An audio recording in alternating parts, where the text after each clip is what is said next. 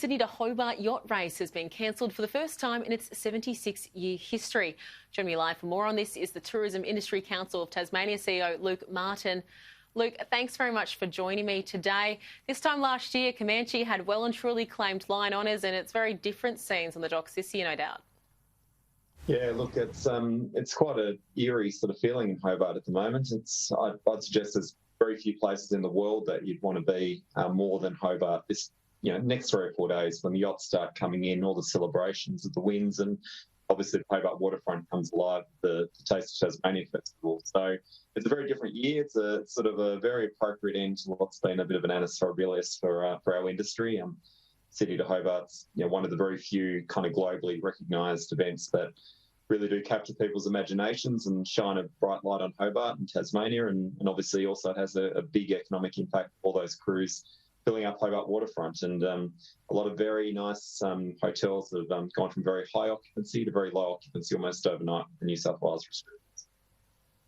Yeah, and I was lucky enough to be down there for the yacht race last year, and honestly, as you say, just how big it is huge. Between the race and the Taste Festival, how many people would usually be coming to Tassie at this time of year? And just on that economic hit, how big is that to Tasmania?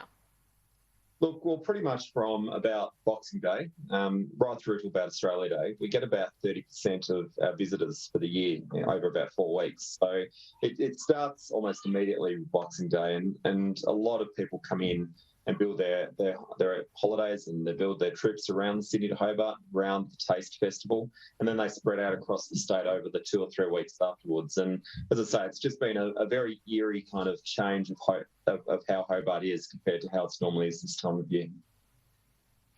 New South Wales, Victoria, key markets to Tassie. With that border shutting to New South Wales again, how is business confidence feeling at the moment? Look, it's just been an extraordinary turn of events.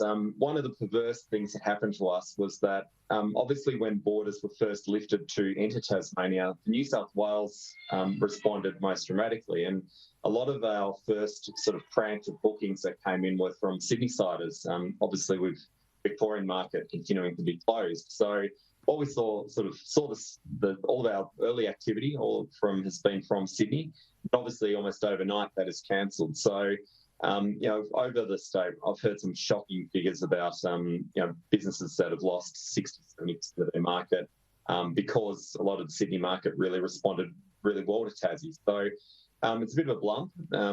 We'll jump out of it again as the Victorian market starts kicking in. And what we're optimistic about is that the market's responding really strongly to Tasmania. And we felt that as international borders stay closed, destinations like Tassie, like the NT, like, I guess, regional WA, some of those more, I guess, really get away from it, natural experiences, away from the crowds, they'd be the places that would respond well. And certainly the early signs were that Tassie was very much at the top of that queue.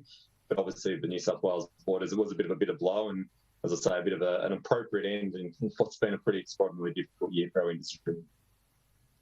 Yeah, and I guess the thing about places like Tassie and the Northern Territory is that they really are kind of like another country for most Australians who haven't really done much travel in their own backyard, because it is so unique to everywhere else. But you said 30% of your tourism usually comes from that month between Boxing Day and Australia Day. How much then is riding on the winter when you have your other big events and things like Dark Mofo? Yeah, look, that's the great unknown.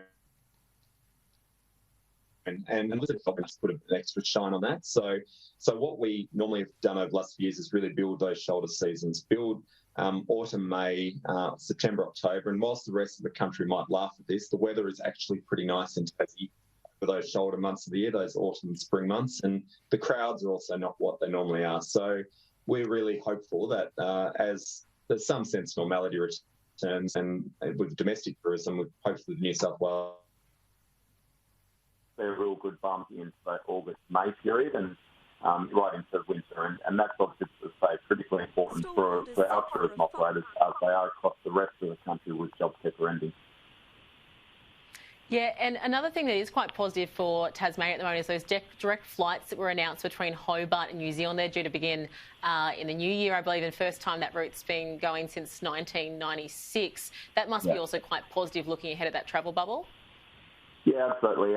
Obviously, we are very much a domestic tourism market, so about 87% of visitors to Tasmania come from around the rest of the country, and our international market's obviously a lot smaller than many other parts of the country. So we're less exposed to the international borders being closed compared to the rest of Australia. And I do feel for my colleagues in Queensland and some of these other parts of the country that are really missing the Asian markets, the US markets, a lot more than we are. That being said, with New Zealand opening it up, it is a great opportunity for us.